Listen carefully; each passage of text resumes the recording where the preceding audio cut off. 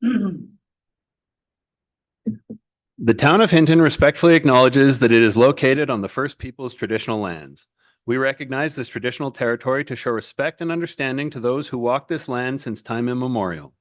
Today, we uphold our ongoing responsibility to work together in the spirit of the intent of the treaties with all the First Peoples and nations that call this place home.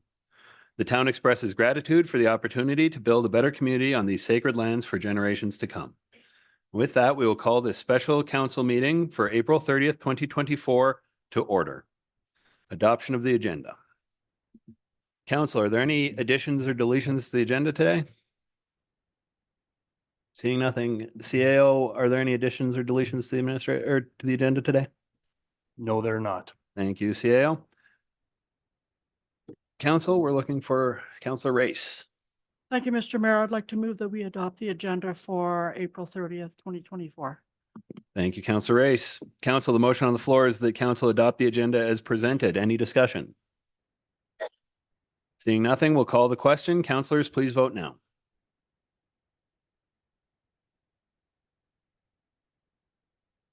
And Councilor Taylor is voting by hand in favor.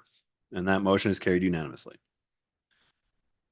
Brings us to item 2.1 of our agenda this evening, the special council or the town appointed golf professional advisor report, CAO Panasic. Thank you, Mayor. I will turn this over to Mr. Rousseau to introduce it, and then we will turn it over to our consultants, Love & Partners.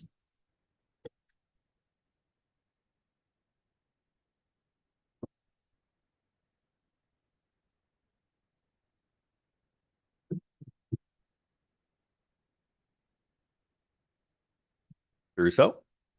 Good evening, Mr. Mayor and Council. Thank you for the opportunity for us to introduce this report. Back in January 23rd of 2024, we brought this before Council for consideration at the Committee of the Whole that the town appoint a golf professional that could look at the impact analysis of the proposed development that we are seeking to embark upon.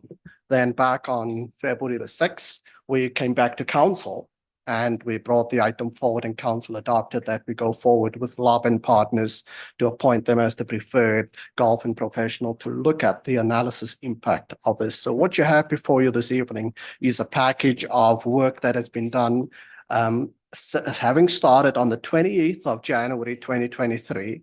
And then subsequent to that, as you can see through the table, we then had Love & Partners come in, and there has been a subsequent several meetings held to get to where we are tonight. So without any further discussion, I'd like to introduce through the chair to council, Mr. Alex Hay, as well as Mr. Oliver Tubb, who will take us through the analysis that they've undertaken over the last 11 weeks. Thank you. Thank you, Mr. Rousseau. Thanks, Winston.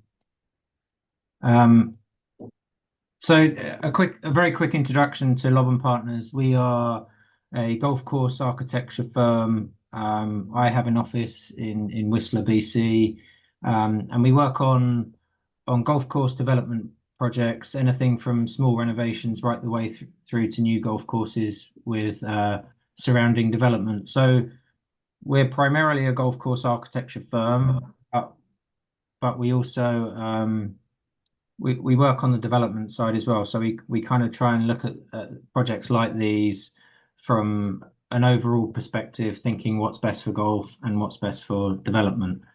So we put together this report, and I've been working with fellow golf course architect Oliver Tubb on this report. So we're just going to run through this. We've been through it a couple of times with Winston and Debbie already. So one thing that we like to do at the beginning of these reports is just set out the objectives so that we make sure that we're doing what we've been asked to do and what the client wants us to do. So I'll just run over the sort of main objectives of the report. We wanted to collect and analyze relevant data, liaise with the key stakeholders involved with the project to date. We wanted to review the existing golf course layout. So we weren't really getting into existing course conditions or anything like that, but more the footprint of the golf course. We'd seen the proposed plan from PAR 999, so we wanted to review how we saw that that planning impacting on the current golf course. And then we also wanted to look at alternate design solutions for discussion purposes, really. And we want to make sure that everything's being considered at this point. And then I've just got a note there that we haven't been asked for sort of our opinion on what would be best for the town.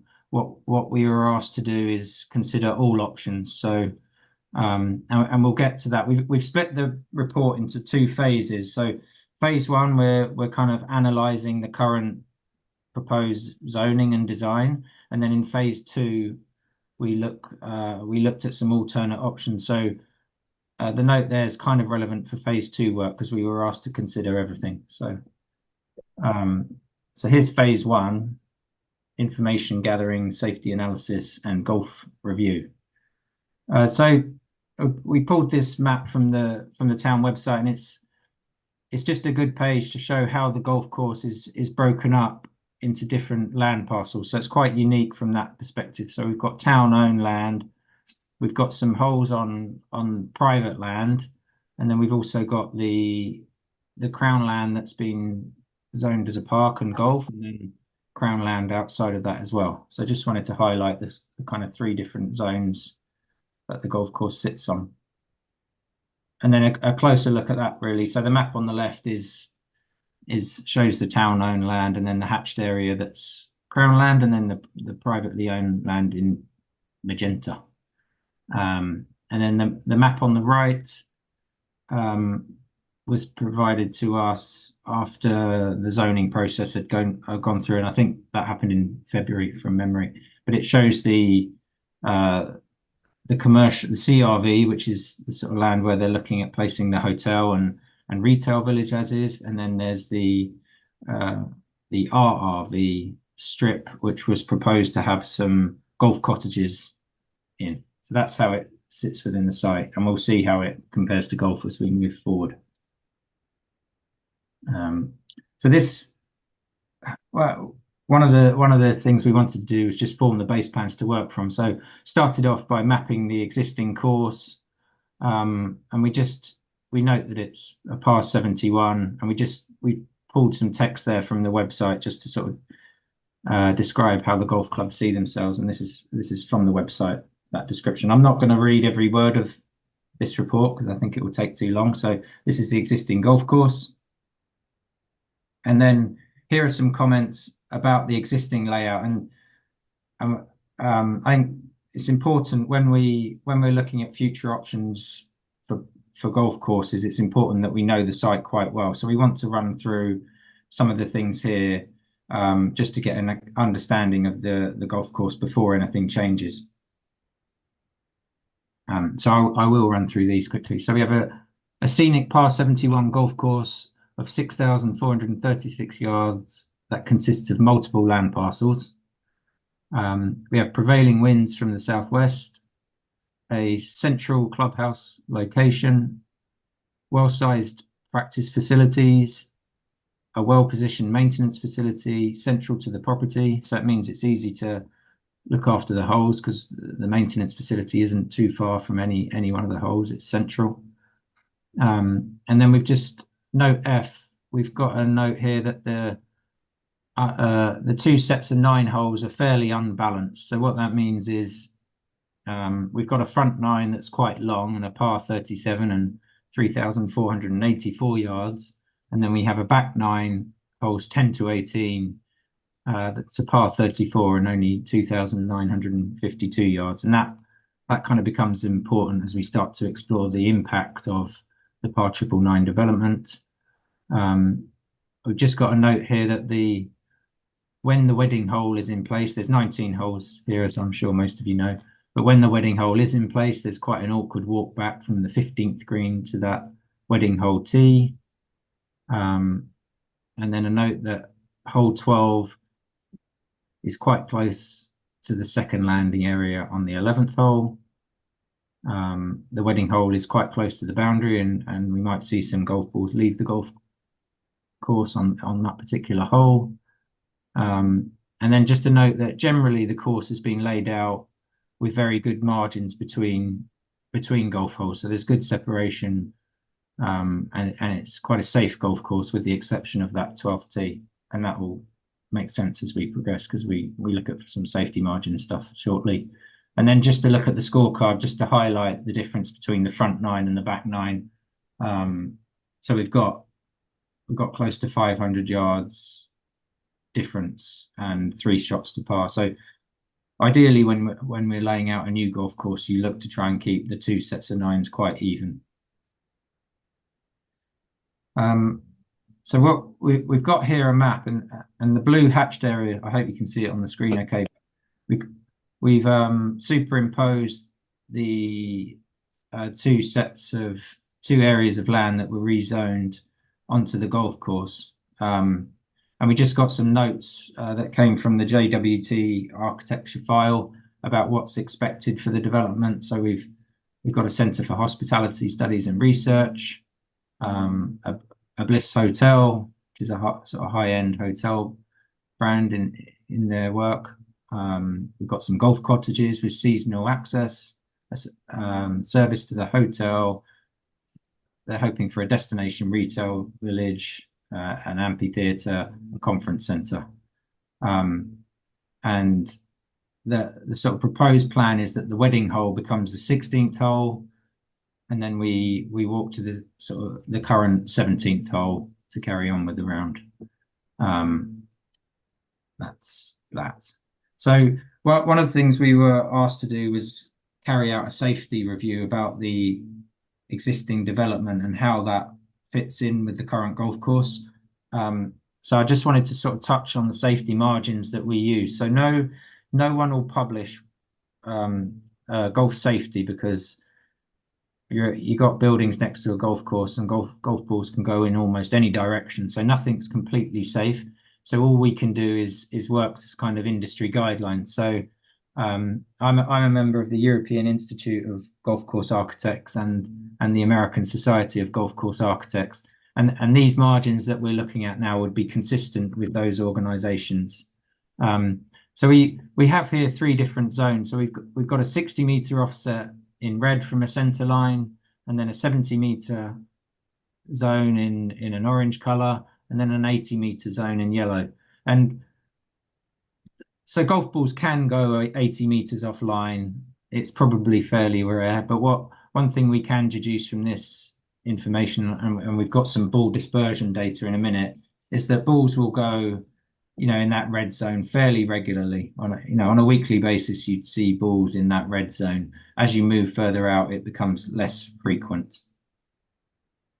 So just a note on that ball dispersion data we have. This was collected from a course in Scotland over a period of 1 day. The handicaps of the golfers can be seen here, and it just shows a couple of balls that are on the extremities of the just above 60 meters. So this was 207 shots, so kind of a busy day on a golf course, but we could expect balls to go in that red zone on a daily basis. This is just a flat site with no trees. So if there are trees or the terrain is different, then this data can vary, but it's more just an example of how balls can sort of range and how far offline they can go. And if I was playing golf, it would probably go further offline, but there we go. And then we've just got some examples from a couple of the newer projects in Alberta, and then another sort of modern development in the UAE, and we're looking at the kind of margins that they're leaving between holes and then 2 boundaries, and this will become more apparent when we move through the following slides. So Mickelson National in Alberta, we can see they've allowed 62 meters off to the left side of that particular hole, and then Kananaskis, quite a big golf course, but they're leaving margins sort of 80 meters between holes and 77 meters here. And then a kind of typical development course in the UAE, we can see there's a corridor there of 155 meters. And we can come back to that in a minute if we need to, but these numbers will make sense as we look at some of the impact and how close the kind of proposed development is to the current golf course.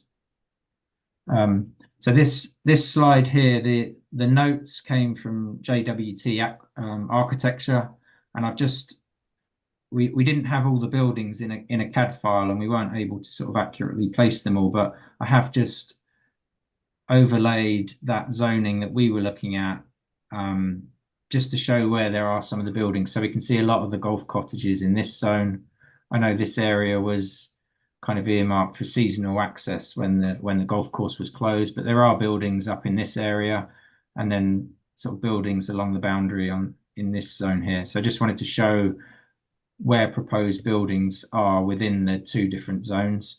One thing, when we're doing our safety analysis, we tend to work to boundaries rather than buildings, because within that area, plans can change for buildings and people might be walking anywhere. So I think we tend to work to a boundary rather than sort of seeing where buildings are proposed. So now we've overlaid that safety cone we looked at a couple of slides ago onto the holes, just to see where we have some overlaps. So the 11th hole there, we can see there's quite a big overlap in that red zone where we would expect balls on a daily basis. So I'm just going to run through the holes. You can see the areas where we have the overlaps. The 12th hole, we've just used a 60-meter margin because it's a par 3, and people would be unlikely to use their driver, which is the club that sort of goes most offline. But certainly on the par 5 11th, we'd expect a lot of people to use their driver. We also have the impact of the prevailing wind, and then we can see some of the overlaps. So there, back to 12, there's a bit of an overlap down in the corner. 13, we have quite a big overlap down on the left side. And we can see the corridor here is only 100 meters wide. And when we looked at that example from the UAE, they were sort of, they had a corridor there of 155 meters. So we're substantially narrower in this area. There's some buildings proposed down here, and that elevation is, they're about 8 meters below the tee, I think. So it's low and on the left, and would definitely be a concern if there were buildings in this area. And then the 14th hole, again, is quite a big overlap up where the buildings are proposed in this area. And then we also have the added factor that we have the water on the left here. So people are likely to aim further to the right anyway. So yeah, this would be an area of concern on 14. And then I've just overlaid it on 16, just to show the proximity to the road. I know there was, with the JWT and PAR 999 plan, they'd been working with another architect to try and fix some of those safety issues. And there are some things you could do to keep that hole a little bit safer. But it's just to show that proximity to the highway. And I know you can't see it too clearly here, but the highway is outside the 60-meter zone at least, and there are some trees to help there. So just to summarize that kind of phase 1 section, these are our thoughts. There are numerous safety concerns on multiple holes, 11, 12, 13, and 14. The current zoning configuration will likely lead to the shortening or elimination of golf holes in the future. The 450-meter walk from the proposed 16th green to the 17th tee is not ideal, but similar examples do exist in Canadian golf. There are existing issues with the routing of the back 9. It's unbalanced between the front 9, and that we have that kind of walk back on the 17th hole. And the proposed plan is for 18 holes and not the 19 that the club has now. So some of that flexibility for weddings and maintenance operations would be lost. So that's kind of a summary of that phase 1 work. And this second comment here, I think it's important to realize this stuff ahead of time. Often we're dealing with clients who come to us after buildings have gone in, and we're having to change holes after the fact. Whereas it's nice that we're not too late in this fact, and we can kind of preempt some of the impacts that the development will have. So our phase 2 work, we wanted to just consider all options, and again, so we've got alternate design solutions for consideration. And what we wanted to do again is come up with a list so that we did this list before we did most of the design work, so that we knew that we were looking at what we were asked to be looking at, and we weren't kind of given any strict direction with it. We had to stay sort of fit with the surrounding development within reason, but there was no kind of prerequisite for what the town wanted. It was almost consider everything and just see what's out there. And often with our work, it takes longer to figure out what you don't do in order to make the right decision for going forward. But we feel like it's important to consider all options before we go down a route of decided design route, if you like. So I'll run through these titles and then we can have a look at how that would look on a plan. So number one, we could rezone using suitable safety margins. Number two is we could adapt existing golf holes to fit the new zoning plan. Number three, a 9-hole course with redeveloped practice range and academy holes or short course. Number four, a 12-hole golf course. And then the numbers 5 and 6 are kind of a slightly bigger scope, where we're looking at retaining 18 holes, adding to development, and then building new holes in Crown land. So at the end of this section, we've got like a summary page. So I won't give too many opinions as we run through. I'll just keep it super subjective. And then at the end, we do have a kind of summary page which shows all of the options, and we have some thoughts there about the impacts of each one of these, but that will come at the end. So number one, rezone using suitable safety margins. We've got two colors here. The dark blue is areas within the current zoning that would be deemed safe to do something with. And then there's the teal color, which is kind of other areas dotted around.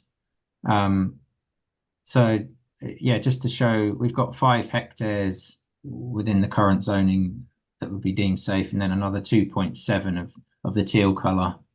So that's how it would look if you kind of left the golf course with the proposed change of using the wedding hole as the 16th, keeping the walk to the 17th, but just pushing back the boundaries so that it sits with the current golf in a safe fashion.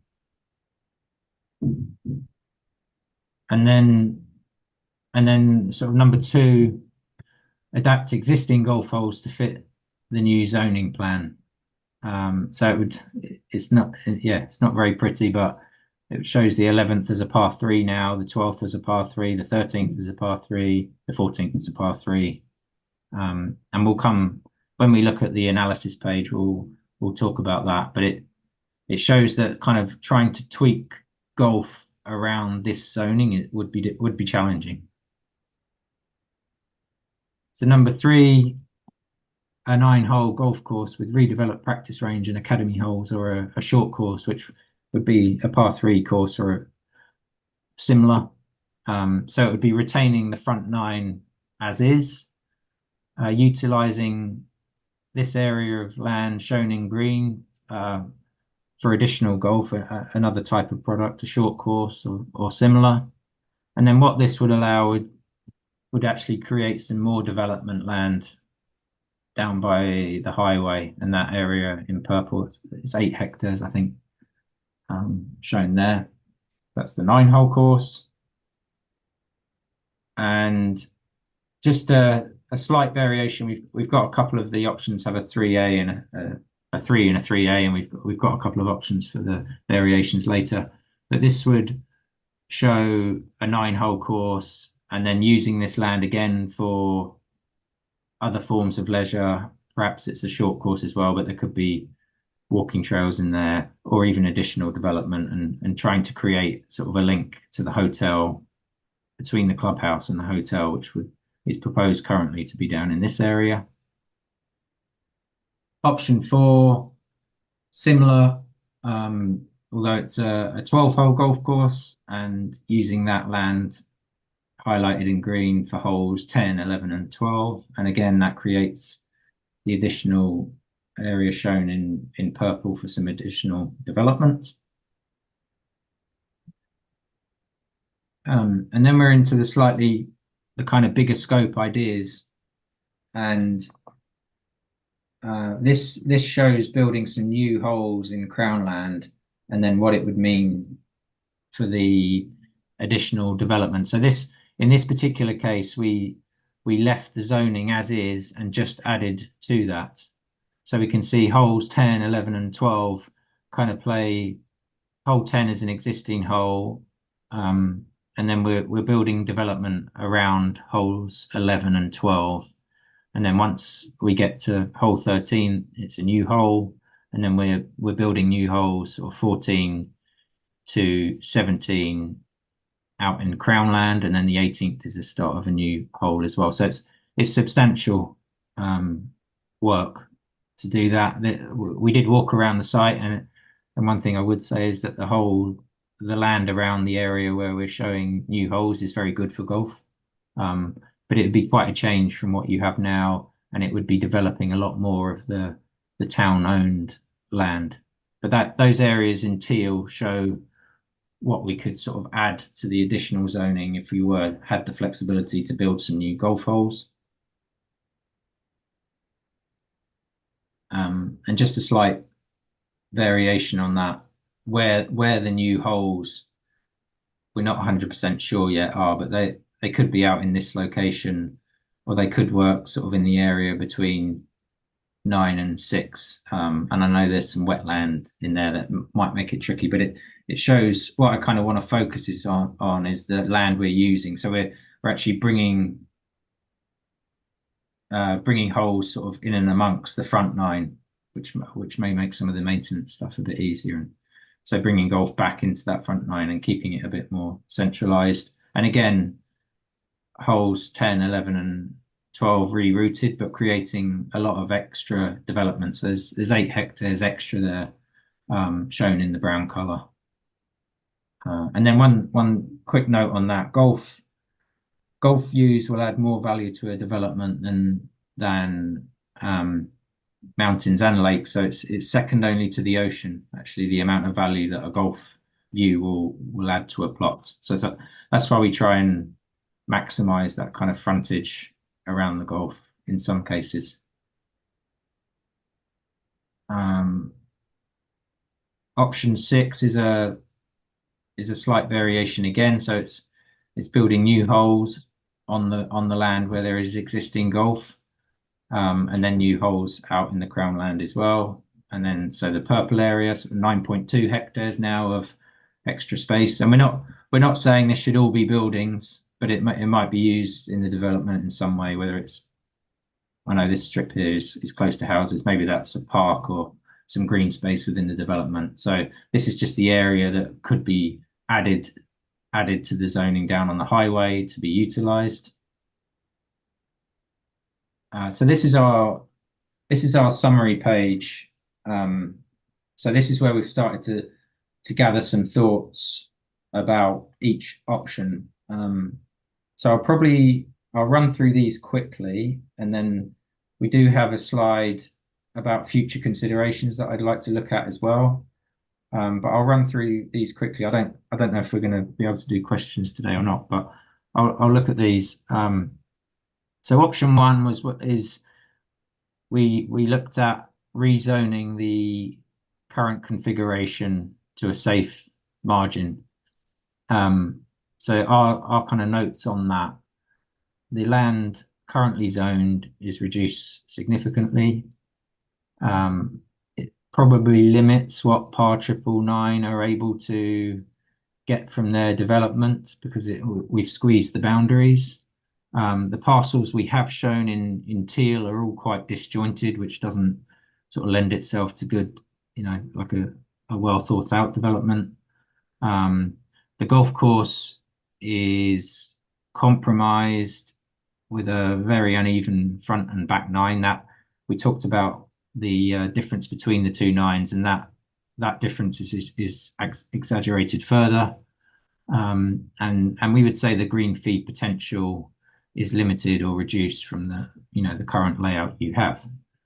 And then option 2 is where we looked at readjusting holes to fit with the development. And our notes here is that is not functional as an 18-hole layout. It would be 2 different products. And again, the green fee potential is limited and reduced. Option 3, reduction of course to 9 holes. There's an opportunity to offer golf, an alternative golf offering. So when we talk about alternative golf, it's a move away from the kind of traditional championship style golf course. So it's a par 3 course or a short course. You could create some kind of link to the hotel with that. And then just to note that the 9 holes would not be in line with the original EOI dated August 2021, which the prerequisite was that 18 holes would remain. 3A, the comments are the same. Option 4 was I've got a 2-hole layout there, which luckily it's not a 2-hole layout. It's a 12-hole layout, which would see the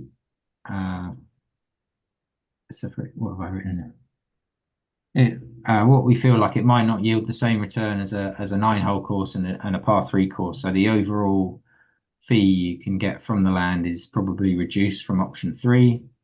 And again, 12 holes would not be in line with the original EOI. And then option 5. So it's a larger investment, but increased development opportunity and a high-ranking golf course with potential for higher green fees for tourists. Option 5, again, a larger investment with increased development opportunity. Two of the proposed new holes are within that Crown land that's already zoned for golf. And again, a high-ranking golf course with potential for high green fees for tourists. And then option 6 is a reimagination of the development and golf. It's a large investment, but again, a high-ranking golf course. So the land you have around, well, the land the golf course is on now and the land around it that we could use for new holes is very, very good. So definitely potential for a top 50 golf course in Canada, if not higher. But, the land is good there for golf. So that's kind of our summary page with some of our thoughts on the different layouts.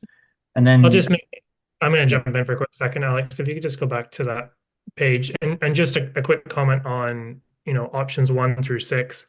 Option 1 would be, the minimal impact in terms of the golf course. Really it's the existing golf course and the development fits around it. Options 2 through 6, to accomplish any of them, are going to require significant amounts of changes and improvements and construction to accomplish them. Option 2, as an example, if the holes are shortened, you still need to build new tees and build new greens. Option 3, 3A has some of that to go from whether that's 3 new holes in that shaded green area, or whether it's a short course option with par 3 holes. All of these require design, they require construction, they require new tees, new greens, albeit using the existing as much as possible. But there is impact and work that would be required to accomplish any of those options. And then obviously options 5 and 6 grow again in some scope. Thanks. And then we just got a note on some. So at the beginning of the report, we like to set out the objectives for that report, and then we've got some thoughts for future considerations, which are noted here. So something we didn't look at because we felt it was kind of too far outside of the ask. But number 1, consider a design option where all of the town land is developed and 9 new holes are constructed on Crown land. 2, explore other development opportunities in the Crown land that border the golf course. And I've got an appendix that will show what we were thinking there when we looked at that. Number 3, a feasibility study to link the golf clubhouse with other activities such as biking and hiking. So let's get some non-golfers to the clubhouse and eating there, and if they see people playing golf, maybe they become golfers themselves. You have a great driving range there, so good opportunity to get non-golfers playing the game. Number 4, identify a preferred option from the 6 or 7 that we've talked about, and really just to note that everything we've shown today is very conceptual, so I don't want to get too bogged down on where new holes are and new greens. They're more shown to show that they work and that the layouts work, but that would change as we move through the design process. And then just to note that if we are building new holes, that we have to consider sort of renovation of the existing course to meet the standards of, we want it to feel like a new one golf course, not some old and some new and some in disrepair, if that's the right word, and some kind of A+ condition. So we need to make sure that it feels like the same golf course as someone goes around that journey. And then just our appendices.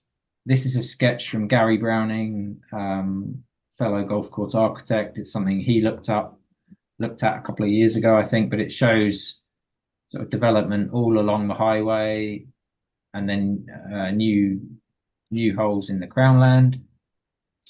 And then that note, explore other development opportunities in the Crownland. When we put that in, we're thinking sort of 15, 20, 25 plus years away. But this is what it potentially looks like if we're thinking long term. I'm not suggesting we go and build a load of houses there, but it just shows that what we're proposing now can fit with a bigger picture plan. We noticed that Crownland, a lot of it is kind of zoned as future urban development, and this would just show how it could fit. I'm not saying it's the right thing to do, but it's more just to show that we thought it is something we considered. So I don't know. That's kind of brings everyone up to speed, I think. Thank you, Mr. Hay. And we will go to questions from council now. Council, any questions for Mr. Hay or Mr. Tubb? Councilor Magoon. Thank you, Mr. Chair. And I apologize if I'm going to start simply with some of my questions, but I just want to make sure that I hammer home an understanding of things. So if I could direct your attention to, sorry, I just want to get the slide number right. The summary that is on page 19 of 33, where it outlines the safety concerns. So just in short, there are numerous safety concerns that exist with this current plan on holes 11, 12, 13, and 14.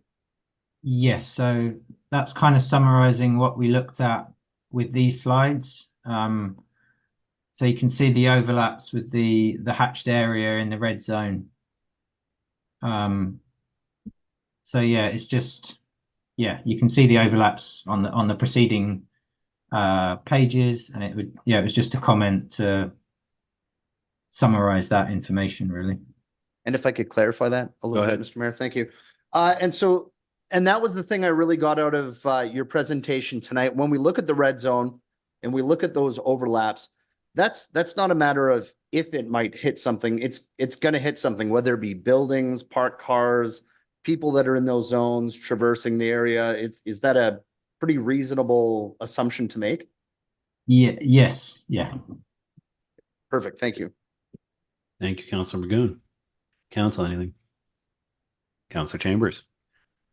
Thank you through the mayor to our presenters. I want to say thank you for providing this debrief for us today. Would have been nice to have everybody here in person for our special meeting, but we appreciate the information that you've provided.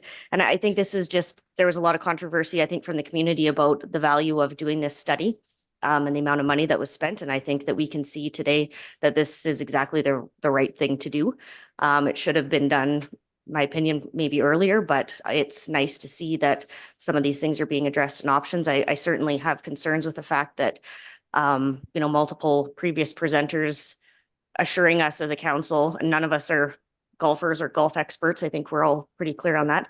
But assuring us that there was safety in the plans, and with the amount of redrawing and rejigging that's happened in this plan, and I'm new to council, but looking back, it does concern me that there doesn't seem to be a reason to me why it couldn't have been done in a safe manner in the beginning.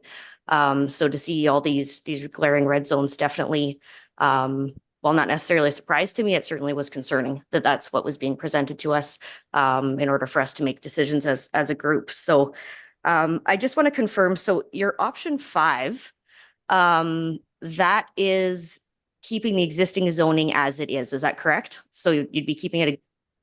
Yes, yeah, keeping it as is and adding to it if it was deemed appropriate. Okay, yeah, that's my only question. Thank you.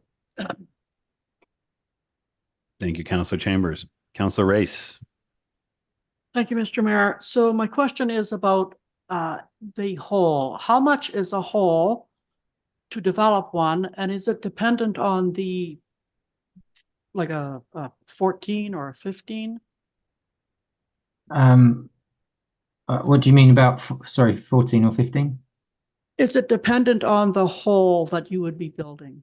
Yeah, so to get to a point where we could get any meaningful budgets we'd have to do some more design work, probably work with a contractor to develop those cost estimates. Things have varied a lot things have changed a lot in the last 2 or 3 years with it.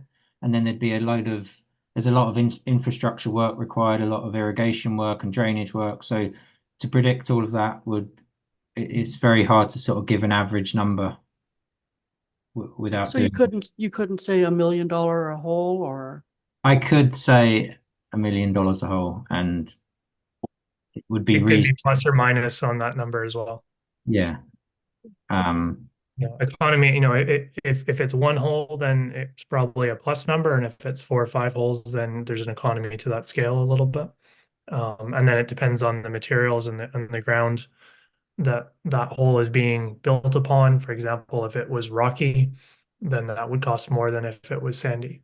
There's too many variables to sort of assign a number at this point. But you're not far off with the $1 million. One more question, sir. Go ahead, Councillor Race. So I'm not a golfer. I have golfed. I'm pretty bad. But I want to ask you about a par 3. What is a typical par for a good golf course? So Oliver, you can do that. You're good at that. I sort of a full size 18-hole golf course would be a par 70, 71, or 72 typically. That's not to say there are shorter length golf courses that would have a par in the 67, 68, 69, but those would sort of typically be viewed upon as a sort of a shorter product. Every once in a while, there is a longer golf course that could be a par 73, but the vast majority are 70, 71, 72.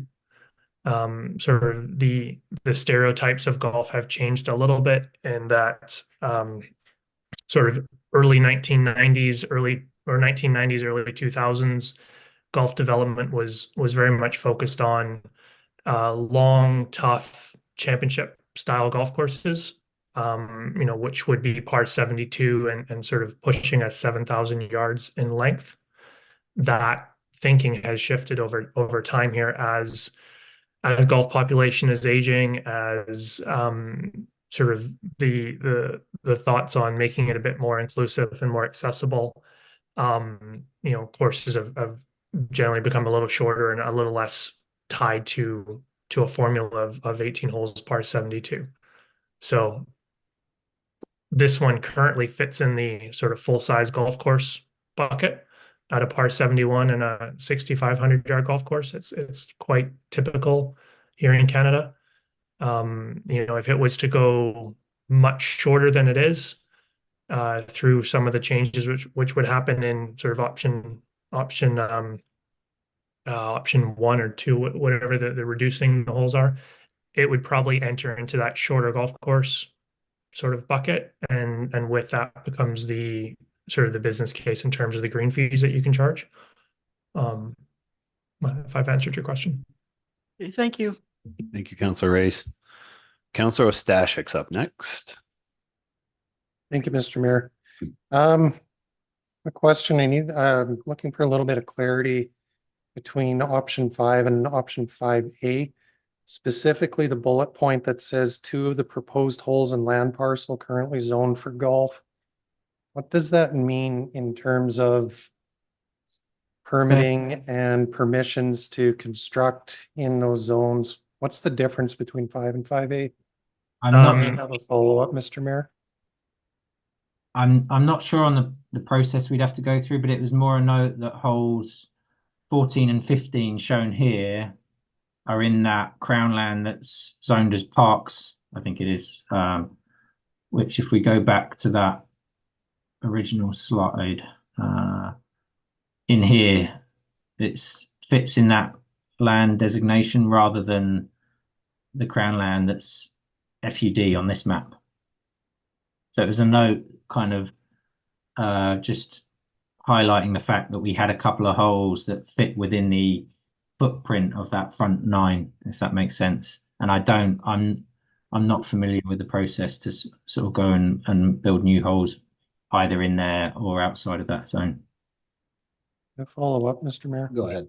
So just to clarify then, option 5, option 5A, and option 6 all require construction outside of the current recreational lease and zoning for golf course. Is that correct? Correct. Yeah, they would, yeah, that's correct. Okay, thank you. Thank you, Councillor Stashik. Councillor Hawes. Thank you, Mr. Mayor. Just a quick question to option 1. With the reduction of the development, would any other extra, and I realize you can't guarantee safety, but would any other extra safety measures need to be taken with option 1? And ideally looking at, you mentioned that hole 16 already kind of has some safety concerns.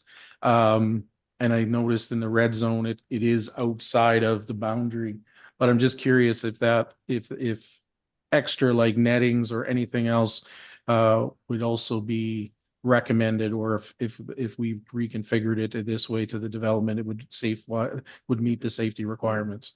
No, these margins, you wouldn't need nets, or they wouldn't need any additional things. You might look at tee alignment and some small things within golf features, but it wouldn't need any netting or anything like that. And then just a note on the 16th hole there, Wade Horrocks, who was working with Par 999, had a couple of small design changes just to help with that boundary on the right side and balls going out the boundary. So that's something that was looked at as part of a previous plan. Okay, thank you. Thank you, Councillor Hawes. Next, we've got Councillor Taylor and then Councillor Magoon. Thank you. My concerns related to Councillor Hawes's question. With respect to option 1, can the safety concerns that are mentioned in the report be mitigated in other ways other than reducing the size of the development? Like I've lived near golf courses, and there have been very expensive houses near the golf courses, and they look like they're fairly close to the center line. But there's mitigation measures that look like they're in place to protect the houses. Yeah, I mean, nets are an option. And we often come in after the fact and try and make golf holes safer that are next to houses. So you can do that with the alignment of the tee or some additional planting or placement of bunkers. There are measures you can take, but the margins that we were looking at here, particularly this 13th hole, it would have to be a pretty sizable net. And yeah, I think just a comment to develop these areas that are within the hashed marks, and currently they're treed. But through the development process and construction process, a lot of those trees would likely have to come out. And so some of that buffer that would right now capture a golf ball or knock it down or stop it from going further offline, those would potentially not be there. And then I'll just make a comment, and it was sort of brought up earlier with the driver. which is the club that golfers use off the tee. And it's the one that makes the ball go the furthest distance. And it's also the one that can make it curve the most. Sort of through radar launch monitor technology that exists now, we know that the players hit golf balls in the 100, 110, 120, even 130 feet high at the peak height of where the golf ball is traveling. So at 120 feet, that golf ball will go over trees and will go over netting, and it's going to go wherever it's been hit to go, which is why we look at these margins in the 60, 70, 80 meters, and why we look at boundary lines from a safety perspective. Councillor Right. Taylor, follow up? Right, but some of the concerns can be mitigated with nets in some of these locations. Yeah. You probably could do something with nets. Yeah. Thanks. Thank you, Councillor Taylor. Councillor Magoon. My ball will go just about anywhere with any club and it's not intentional. So the question I have really, it makes this report for me easy to digest.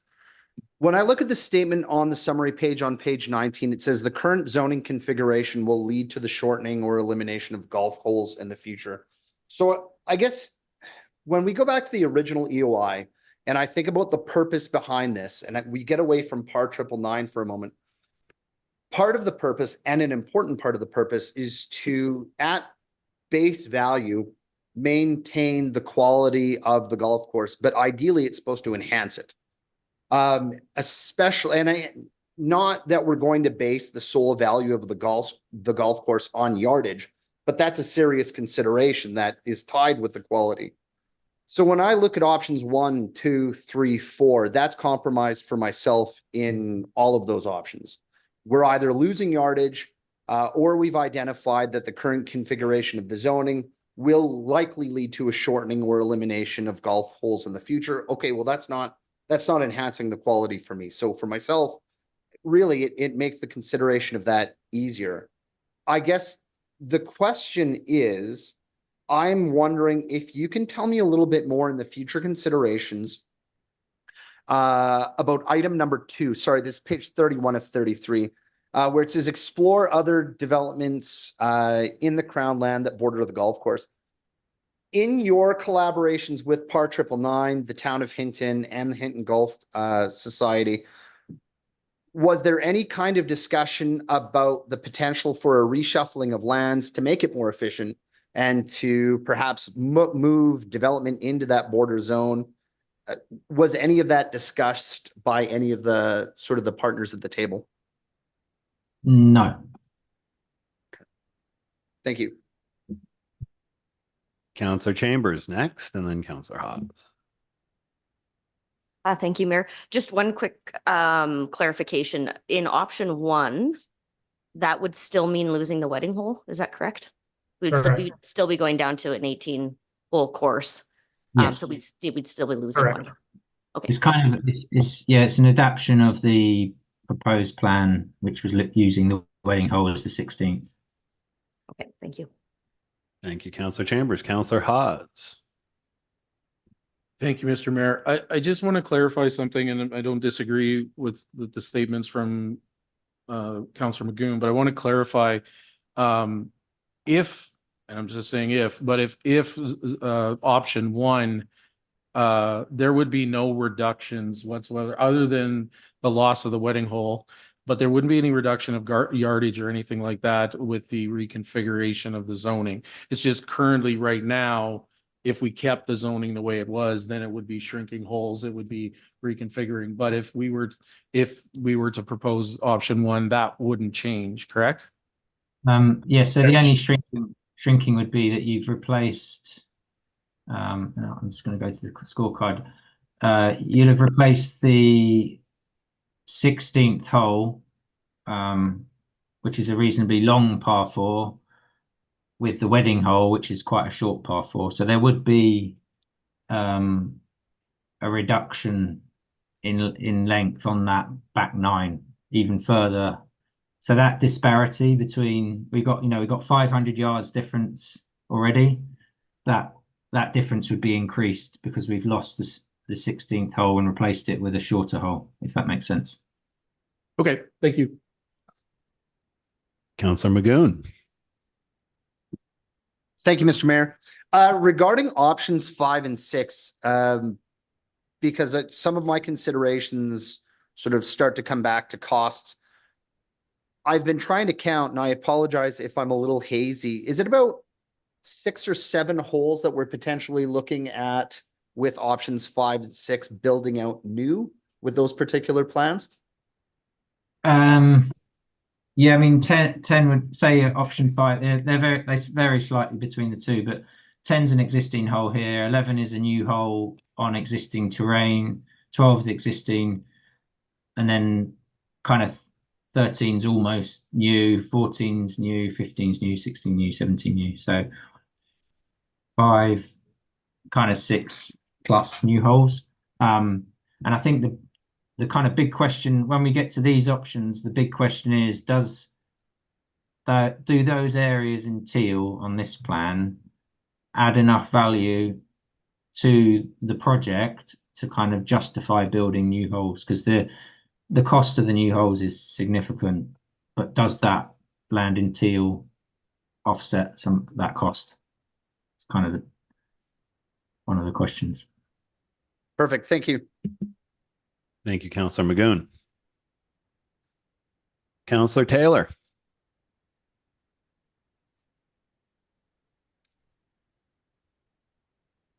Yeah, you've mentioned option 1, green fees reduced or potential eliminated for the future. Can you quantify this at all?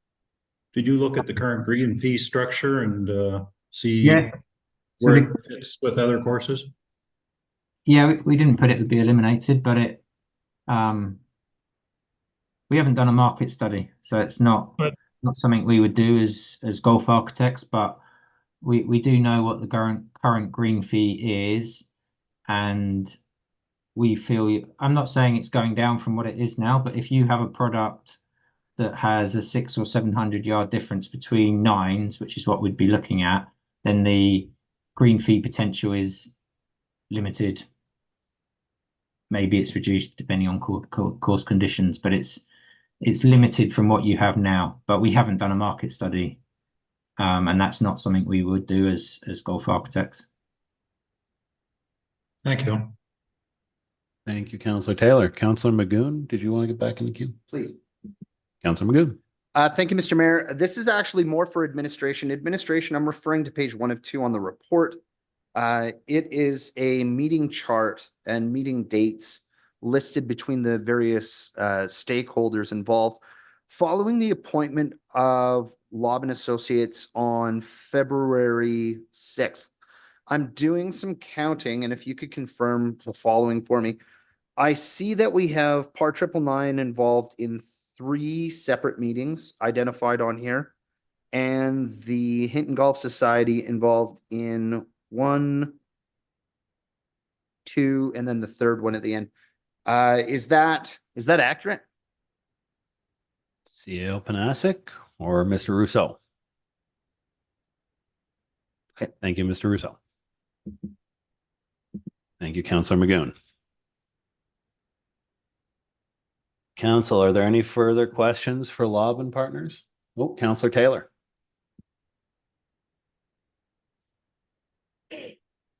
Thanks. We've been made aware of the lawn walk between holes 16 and 17. I wonder if you could provide more details on this in relation to other courses of a similar size and type. You provide more details on that than you have in the report? In terms of if walks like that exist, or? Yeah, similar sizes of courses and types of courses. They do exist, few and far between, but they do exist. I can think of a couple of examples. It's not something that we would, if this was a new golf course, it's not something that we would design. We would try and avoid a distance of that length between holes for sure. I think it does present some operational challenges, for the operator sort of on day-to-day play within the golf course. For example, if you have golfers who are walking that distance, then it takes a different amount of time to golfers who might be riding in a golf cart. So it's not something that's that we would design to, but it does exist, in Canadian golf. Thanks. Thank you, Councillor Taylor. Councillor Magoon. Thank you, Mr. Mayor. A comment was made at the beginning of your presentation that surprised me, and please correct me if I misheard it. You had said that you were providing the various options for the report, but what you didn't provide was essentially sort of your suggestion, your opinion on what was best. That was a little surprising to me. I mean, you're experts in this field. We have a variety of options. I guess my first question, then, Mr. Mayor, I'll have a follow-up. Why was that not provided as part of the prepared report? Is that a question to us or? It is, Yeah. yes. Mr. Hare, Mr. Hub. Yeah, so we don't do market research. So that would be done by a third party. So we wanted to keep this report as objective as possible. We know sort of locally there's a lot of passion about the golf course, but we just wanted to keep it objective. We didn't want to be subjective, and we felt it, if there's a market study that needs to be done, that would be done by an organization that wasn't us. We design golf courses, and we largely design what we're asked to design. So we're not coming in, and it's not what Oliver and Alex think would be great for the town of Hinton. We're just looking at all the options, and then we'd hope that we'd be part of the team that make decisions going forward, but it wouldn't be our sole responsibility to provide recommendations, because we only had a couple of months to put this report together, and that would be a big step, I think, to go down that route. So we just wanted to be objective rather than subjective, if that's okay, or if that makes sense. Thank you very much. And Councillor Magoon, did you have follow-up? No, I'm good, Mr. Mayor. Thank you. Okay. Thank you, Councillor Magoon. Council, any further questions for Lobbin Partners? Councillor Taylor. Mine's for administration. Do you want me to hold the question or answer it now? Ask it now. You can ask administration a question now if you'd like. Thank you. What are the next steps in the process in this project? CEO Panasic. Thank you, Mayor, through the mayor to Councillor Stewart. So right now, the intent of today was we just wanted for council to be able to view the report as well as the public and all the stakeholders to get it out there, to be able to ensure that we're having an informed conversation. But the next steps really is that this is going to have to come back to council committee probably numerous times for us to have a discussion about the options, determine what further steps are going to need to be taken. There have been some of the recommendations from Lobbin Partners of what we could do for further analysis, but ultimately we're going to have to bring this back likely to a committee of the whole meeting, have a further conversation. At some point in time, we will have to talk to Part 999 to see and work with them as a partner in this and what they're comfortable with, because they are a direct stakeholder in this conversation. So this will have to come back to a committee of the whole. We're hoping that this will come back sometime in May to continue this conversation and to continue the discussion, debate on the different options available. Thank you, CEO Panasic. Thank you. Councillor Magoon. Thank you, Mr. Mayor. So as a follow-up, building off of Councillor Taylor's question, if I'm somebody sitting in this room who's not a councillor or an administrator, one of my concerns or questions building off that question is going to be, is there essentially a guarantee for someone who doesn't understand the process that any development that might be happening beyond this room is not going to overreach the chance for citizens to have input and make meaningful changes to any considerations of council, you know, revolving around this plan. CEO Panasic.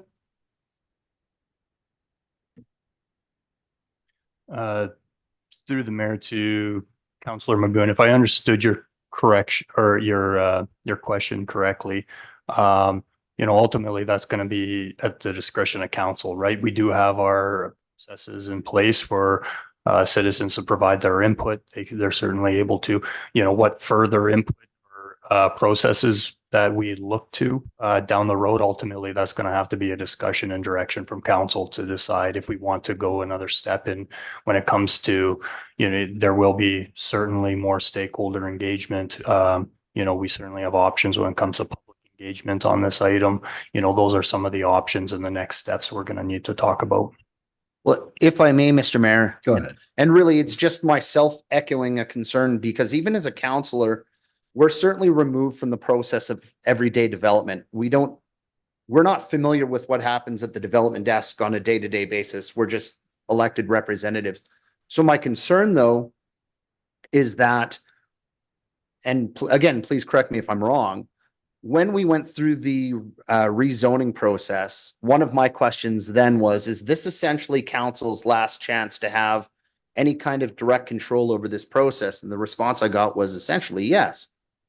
So the concern I have right now is that I'm no longer part of that natural development process track, and that I do perhaps have some control over here. But at what point does the natural development of that process, natural development as a, you know, the town and a development partner, when does that outrace my ability as a counselor to actually affect any kind of change? CEO Panasic. Through the mayor to members of council. So on the development side and the legislative process that we follow, that's correct. But this is something different. This is the golf course and how it's configured and the service that it's provide ultimately is at the discretion of council. That's a service that council and the town provides. And so any change to that is going to have to come and be made by council in an open format. The any changes, again, those will have to be debated, made here in this room. But when then the zoning or any planning considerations that come from the outset, that'll be handled through the development desk, ultimately come here for another council approval should there need to be some further considerations on the zoning or municipal development plan or statutory plan amendments. Okay, that gives me some comfort. Thank you. Thank you, Councillor Magoon. Council, are there any other questions regarding the presentation we've been given today? Seeing nothing, the chair would entertain a motion to adjourn. Or to accept for information. Councillor Stashik. Thank you, Mr. Mayor. I was just going to actually ask for that clarification that the recommended action would be required today.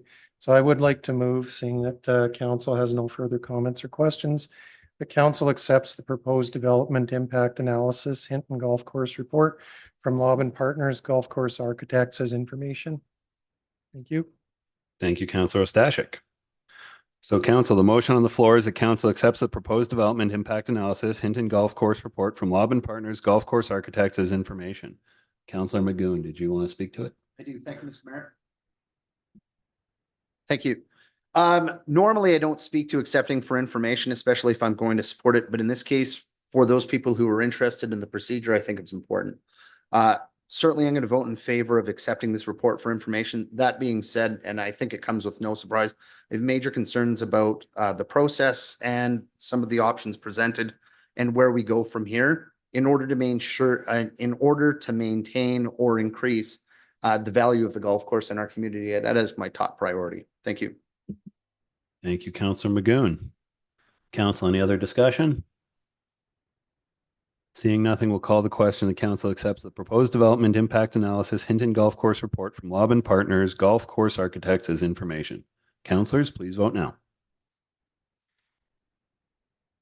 Councillor Taylor voting in favor by hand, and that motion is carried unanimously. Oh. It's not. Thank you, Councillor Ostashik. And that is carried unanimously. Councillor Chambers. I'd like to make a motion that we call for adjournment of our special meeting. Thank you, Councillor Chambers. Council, the motion on the floor is a motion to adjourn.